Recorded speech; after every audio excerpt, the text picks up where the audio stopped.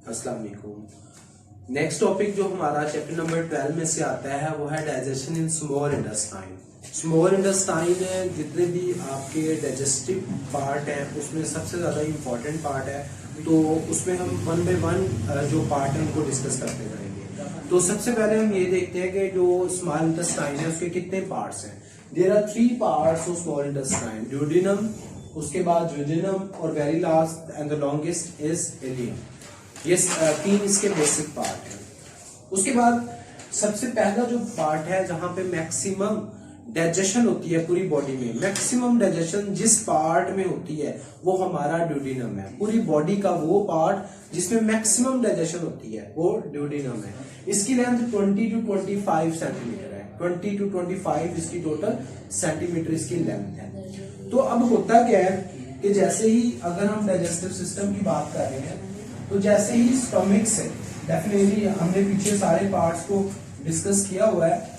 अब ये स्टमक के अंदर जैसे ही फूड में, ये स्टमक है, इसको हमने पहले डिस्कस कर लिया है। स्टमक के यहाँ पे वॉल्स होते हैं, ठीक है, जिसको मैंने आपको क्या बोला था, पाइलोरिक रीजन।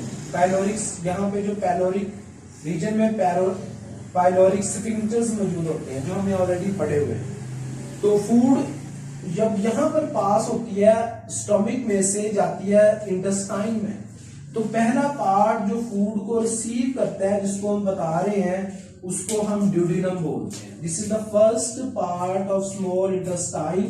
ये हमारा फर्स्ट पार्ट है स्मॉल इंटेस्टाइन का, जिसको क्या बोलेंगे, ड्यूडेनम।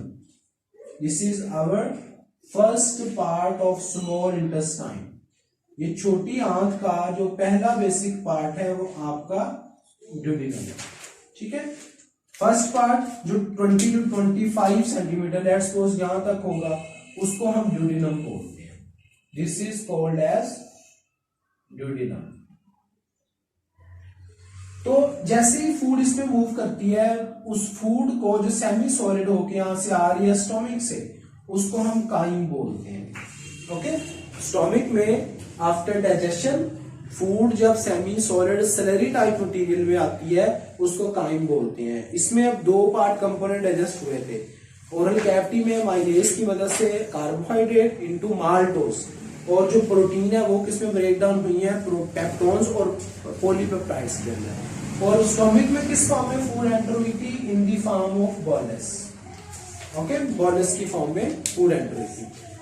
उसके बाद क्या आता है, जैसी फूड एंटर होती है into your chyme, into your duodenum, तो उसके नतीजे में ड्यूडेनम की, क्योंकि फूड की नेचर क्या है, एसिड है। क्योंकि फूड स्टोमिक में जिस केमिकल कंपोनेंट की वजह से डाइजेस्ट होती है वो हमने पढ़ा है HCl, एसिड है। तो इट मीन एसिडिक फूड जैसे ही एंटर होती है उसके नतीजे में हमारे ड्यूडेनल सेल एक्टिव होते हैं और वो एक हार्मोन बनाते हैं सक्रीटन। सक्रीटन क्या करता है, ये साइड बॉक्स पे लिखा हुआ है कि what is the role of secretin. Secretin क्या करता है, वो 3 पार्ट को एक्टिव करता है। एक, यहां पर स्ट्रक्चर मौजूद है बिलो द स्टमक, बिल्कुल स्टमक के नीचे यहां पर स्ट्रक्चर मौजूद है जिसको पेंक्रियास बोलते हैं। यहां पे स्ट्रक्चर मौजूद है जिसको क्या बोलते होते हैं, पेंक्रियास। इसको एक्टिव करेगा कब, जब एसिडिक फूड टच करती है लाइनिंग ऑफ, किसकी लाइनिंग को, लाइनिंग ऑफ ड्यूडेनम, यहां पर फूड मूव करती है, तब एक तो पेंक्रियास एक्टिव होगा। दूसरी चीज, बिल्कुल हमारे स्टमक के यहां पर स्ट्रक्चर मौजूद है, इसके बिल्कुल साइड पे, इसके बिल्कुल फ्रंट पर, जिसको हम क्या बोलते होते हैं, लिवर। ये हमारा लिवर है। और इसके बिल्कुल ऊपर एक जो इसकी स्टोरेज के लिए स्ट्रक्चर है उसको हम क्या बोलते होते हैं, गाल ब्लेडर, पित्ता जिसे आप बोलते हैं, गाल ब्लेडर। ये है gall bladder, this is our gall bladder, ये गाल ब्लेडर, ठीक है। इसकी जो ट्यूबुलर स्ट्रक्चर है जिसके जरिए अपनी सेक्रीशन इसमें डालता है उसको क्या बोलेंगे, पेंक्रियास है तो क्या बोलेंगे, पेंक्रियाटिक नर्व, जो इसमें ओपन होती है। और इसका जो पार्ट है जो इसके जरिए वो अपनी जो सेक्रीशन है वो किसमें भेजेगा, स्मॉल इंटेस्टाइन में, ड्यूडेनम में, उसको बोलेंगे बाइल डक्ट, क्योंकि इसकी सेक्रीशन को बाइल बोलते हैं। ये सारे पार्ट एक्टिव हो जाते हैं। अभी हम यही पढ़ रहे हैं सिर्फ आपने इतना पार्ट याद रखना है कि जब एसिडिक फूड स्मॉल इंटेस्टाइन में एंटर होती है, इट स्टिमुलेट दी हार्मोन्स जो कि ड्यूडेनल सेल प्रोड्यूस करते हैं। साइड बॉक्स में लिखा हुआ है, अगेन आई एम रिपीटिंग, वो हार्मोन है सेक्रीटन। वो एक तो गैस्ट्रिक जूस की प्रोडक्शन को रोकता है, दूसरा हमारे ब्लड के जरिए वो मूव करता हुआ वो पहुंचता है लिवर को एक्टिव करने के लिए, पैंक्रियास को एक्टिव करने के लिए। हार्मोन ब्लड के थ्रू पहुंचते हैं अपने साइट ऑफ टारगेट पे, जहां पे उन्होंने अपना काम करना होता है। तो उसके नतीजे में ये भी एक्टिव हो जाता है, ये भी एक्टिव हो जाता है, गॉल ब्लैडर भी एक्टिव हो जाता है। So when chyme touch the line it produce, it activate 3 organ. उससे क्या होगा, अब हम 1 बाय 1 पढ़ते हैं। सबसे पहले हम पढ़ेंगे कि व्हाट इज पैंक्रियास। तो पैंक्रियास ये एक्सोक्राइन फंक्शन जब करता है तो इसका रोल डाइजेशन में है। एक्सोक्राइन मीन कि अपनी सेक्रीशन को किसी डक्ट के जरिए पहुंचाना, कहां तक, अपने टारगेट तक, वो एक्सो होता है। लेकिन अगर वो ब्लड के जरिए पहुंचाता है अपनी सेक्रीशन को तो वो एंडोक्राइन होता है। जैसे इसमें इंसुलिन भी बनाता है जो आपकी शुगर को कंट्रोल करती है, वो ब्लड में जाती है, उसमें लिए कोई ट्यूब नहीं है। लेकिन इसमें डक्ट है, इसमें ट्यूब है, इसको एक्सोक्राइन फंक्शन में डाइजेशन में रोल प्ले करता है जब इसका एक्सोक्राइन फंक्शन है, और एंडोक्राइन फंक्शन में शुगर को कंट्रोल करने में। लेकिन हम क्योंकि डाइजेशन में पढ़ रहे हैं तो इसमें हम क्या पढ़ेंगे कि इसके जो हार्मोन है वो अंदर प्रोड्यूस होते हैं, और सॉरी एंजाइम प्रोड्यूस होते हैं, और वो पैंक्रियाटिक जूस के थ्रू पहुंचते हैं duodenum. Okay, so it produce pancreatic juice जो ट्यूब के जरिए कहां पहुंचता है, ड्यूडेनम में। नेक्स्ट क्वेश्चन इज दैट कि पैंक्रियाटिक जूस में कौन कौन सी चीजें हैं। मैंने पहले ही आपको बताया this is the part where maximum digestion occur. क्यों, सब कुछ यहां डाइजेस्ट होता है जो पीछे डाइजेस्ट नहीं हो पाया, जो प्रोटीन रहेगी, जो लिपिड्स रहेंगे, और इसके साथ जो आपकी माइलेज कार्बोहाइड्रेट रहेगी, वो सब कुछ यहां डाइजेस्ट होगा। तो इसके 3 बेसिक हार्मोन है, माइलेज, लाइपेज और trypsinogen. Mileage you have already seen in your oral cavity कि वो कार्बोहाइड्रेट को माल्टोज में तोड़ता है। तो जो कार्बोहाइड्रेट बच जाती है वो यहां पे डाइजेस्ट होगी, उससे फिर माल्टोज मिली। Still keep in mind glucose कहीं नहीं मिली। नंबर 2 लाइपेज, वो यहां पे लिपिड्स में जो चीजें थी वो फैटी एसिड और ग्लाइसिरोल में टूट गई। फैटी एसिड और ग्लाइसिरोल इसके बेसिक कंपोनेंट है। जो ट्रिप्सोनिन है ये प्रोटीन को डाइजेस्ट करने वाला एंजाइम है, जिस तरह पेप्सिनोजिन स्टोमिक में है, ट्रिप्सिनोजिन स्मॉल इंटेस्टाइन में है। ये इनएक्टिव फॉर्म में भी सिक्रीट होता है ताकि इंटेस्टाइन ना डैमेज हो जाए।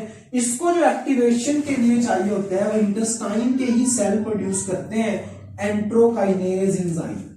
एंट्रोकाइनेज एंजाइम किसको एक्टिव करता है, ट्रिप्सिनोजिन को, किसमें, ट्रिप्सन में, और वो एक्टिव होके क्या बनाता है, पॉलीपेप्टाइड्स चेन और पेप्टोन्स। प्रोटीन से जिस तरह पेप्सिन ने भी पॉलीपेप्टाइड्स और पेप्टोन्स बनाया, इसी तरह जो ट्रिप्सन है ये भी प्रोटीन और से पॉलीपेप्टाइड और पेप्टोन्स को बनाएगा। ठीक है, सो उसके बाद तीसरी जो 4th मोस्ट इंपोर्टेंट, इसमें सोडियम बाइकार्बोनेट होते हैं। उसकी रीजन क्या है, ये ट्रिप्सिनोजिन जो ट्रिप्सिन है ये एसिडिक मीडियम में काम नहीं करता। पेप्सिन एसिडिक मीडियम में काम करता है, ट्रिप्सन न्यूट्रल एनवायरनमेंट में काम करता है।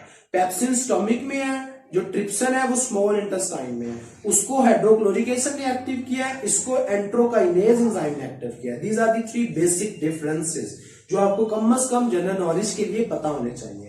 तो सोडियम बाइकार्बोनेट वो चीज है, वो साल्ट है जो पैंक्रियाटिक जूस में मौजूद होता है, जो जाकर काइन को, जो फूड है उसको न्यूट्रलाइज करता है। जो स्टोमिक से फूड एसिडिटी वाली आई है उसको न्यूट्रलाइज करने वाले जो आयंस हैं दे आर सोडियम बाइकार्बोनेट्स। उसके बाद ये आपके पैंक्रियाटिक जूस एंजाइम एक्ट हुआ, सब कुछ टूट गया है, और कंपोनेंट्स हमारे पास अब क्या बन गए हैं, maltose, number 2 fatty acid and glycerol, number 3 पे कौन सी चीजें हमारे पास, माल्टो, उसके पेप्टोन्स और पॉलीपेप्टाइड्स। ये सारी चीजें अब हमारी फूड स्मॉल इंटेस्टाइन में मूव कर रही है। इसके साथ साथ लिवर भी एक्टिव होकर अपनी सिक्रीशन भेजता है। लिवर क्या सिक्रीशन बनाता है, लिवर हमारा जो मौजूद है वो अपनी सिक्रीशन बनाता है, और सिक्रीशन स्टोर करने के लिए जो स्ट्रक्चर है वो है गॉल ब्लैडर, पित्ता जिसे बोलते हैं। लिवर की सिक्रीशन को जो यहाँ पे स्टोर हो रही है लिवर की सिक्रीशन में, उस सिक्रीशन को हम नाम देते होते हैं बाइल। ठीक है, और इसको जो डक्ट लेके जाती है ड्यूडेनम तक, वो बाइल डक्ट है। सो बाइल डक्ट के थ्रू बाइल जो है वो स्मॉल इंटेस्टाइन में जाता है, ड्यूडेनम में जाता है। तो इस वजह से अब लिवर के फंक्शन को देखें तो जो बाइल है वो ये बाइल प्रोड्यूस करता है और कहां स्टोर होती है, वो गाल ब्लैडर में। अब बाइल क्या है, this is watery green material, ये पानी वाला और ग्रीन कलर का मटेरियल है जो पित्ता इससे आप बोलते हैं। और इसका जो बेसिक फंक्शन है वो डेफिनेटली जो फैट यहां पर पहुंची है, जो फैटी एसिड है उसको मल्सिफिकेशन करवाता है, मल्सिफिकेशन ऑफ फैट। उससे क्या मुराद है मल्सिफिकेशन से, फैट के छोटे छोटे मॉलिक्यूल्स बना देता है, स्मॉल ग्लोब्यूल्स बना देता है, ताकि जो पेंक्रियास के अंदर लाइपेज एंजाइम आ रहा है उसको फैट तोड़ने में आसानी हो। इसलिए जो आपका बाइल है इट मल्सिफाई द फैट्स, फैट को मल्सिफाई कर देता है, स्मॉल ग्लोब्यूल्स में चेंज कर लेता है, ताकि जो लाइपेज एंजाइम उस पे काम कर रहा है लिपिड को तोड़ने वाला उसको आसानी हो सके फैटी एसिड और ग्लिसरॉल में तोड़ने के लिए। इसके अलावा इसके अंदर किसी किस्म का एंजाइम नहीं है। Bile contain no enzyme, this is important MCQs कि बाइल में कौन सा एंजाइम है, इट कंटेन नो एंजाइम, कुछ भी नहीं है इसमें। उसके बाद अगर हम इसमें देखें तो जिसका ग्रीन कलर है वो किस वजह से है और किस वजह से जो ग्रीनरी ये फ्लूइड मटेरियल है उसकी रीजन ये है कि इसमें बाइल पिगमेंट्स होते हैं। पिगमेंट्स कहां से आते हैं, जो हमारी हीमोग्लोबिन है, रेड ब्लड सेल जो हर 4 माह बाद टूटते हैं उसमें हीमोग्लोबिन होती है, और वो हीमोग्लोबिन हमारे लिवर जो है वो ब्लड से निकाल के अपने अंदर ले आता है, वरना तो बॉडी में जमा होती रहनी थी हर 4 माह बाद, तो वो लिवर तोड़ के अपने अंदर जमा करता है गाल ब्लैडर के अंदर। उस वजह से जो टूटी हुई हीमोग्लोबिन है उसका कलर ग्रीनिश होता है। सो इस वजह से जो बाइल पिगमेंट्स हैं उसका कलर, क्योंकि उसमें ब्रेकडाउन प्रोडक्ट है हीमोग्लोबिन के जिसे बिलीरुबिन बोलते हैं, इस वजह से उसका कलर भी क्या होता है, ग्रीन होता है। ग्रीन कलर की ये बेसिक वजूहत है। अगर इसमें किसी किस्म का प्रॉब्लम आता है तो जॉन्डिस यानी कि यरकान हो सकता है। बाइल वो क्या है, बाइल पिगमेंट अगर लिवर नहीं निकाल रहा, लिवर के वो सेल डैमेज हो गए जो ब्लड में से उसको फिल्टर कर रहे थे बाइल पिगमेंट्स को, तो आपका कलर येलोविश हो जाएगा, जिसे आप कहते हैं यरकान हो गया, पीला कलर हो जाएगा, वो बाइल पिगमेंट्स की वजह से। इसी तरह हमारे जो बैड फैट है कोलेस्ट्रोल, वो भी कौन फिल्टर करता है हमारी बॉडी में से, लिवर। सो अगर आप ज्यादा फैटी फूड खा रहे हैं तो कोलेस्ट्रोल भी फिल्टर होकर आपके गाल ब्लैडर में प्रेसिपिटेट होती जाएगी, जमा होती जाएगी, तो वो जब ज्यादा जुड़ेगी आपस में जुड़ के स्टोन बना देगी, उनको बोलते हैं गाल स्टोन्स, पित्ते की पथरी, वो यहाँ पर जमा हो जाएगी, तो उसके आपकी सक्रीशन नहीं होगी, तो आपके अंदर फैट एडजस्ट नहीं होगी, उससे आपको गैस के प्रॉब्लम इश्यू आएंगे डाइजेशन सिस्टम के, तो वो आपको डॉक्टर कहता है कि इसके पित्ते की सर्जरी होगी। पित्ता निकाल भी दिया जाए तो लिवर को डायरेक्ट कर देते हैं। सो उससे प्रॉब्लम ये आता है कि बाइल सारी की सारी लिवर में जाती रहती है, कभी ज्यादा डाइजेशन हो जाएगी, कभी कम हो जाएगी, तो ऐसे पेशेंट्स को वॉमिटिंग का बहुत ज्यादा इशू रहता है। सो इस वजह से हमारे अंदर जो पित्ते की प्रॉब्लम है उसमें लोगों को वॉमिटिंग का अक्सर इशू रहता है। सो जो आपकी गाल स्टोन है, पित्ते की पथरी, वो कोलेस्ट्रॉल के ज्यादा जुड़ने की वजह से आती है। So this is all about digestion in small intestine के फर्स्ट इनिशियल पार्ट्स में हमने पढ़ा है ये गाल ब्लैडर तक। इसके अलावा जो नेक्स्ट टॉपिक अब हमारी फूड किस में टूट चुकी है जी, डाइजेशन में, ड्यूडेनम के अंदर किस पार्ट्स में टूट गई है वो हमने देख लिया है। कल हम ये पढ़ेंगे कि फूड के बेसिक जो कंपोनेंट्स रह गए हैं वो और एब्जॉर्ब किस तरह होनी है। अभी हम डाइजेशन वाले पोर्शन पे हैं होलिस्टिक न्यूट्रिशन के, कल हम एब्जॉर्प्शन पे चले जाएंगे। ओके, तो आज का हमारा लेक्चर, तो नेक्स्ट इंशाल्लाह हम पढ़ेंगे एब्जॉर्प्शन ऑफ फूड।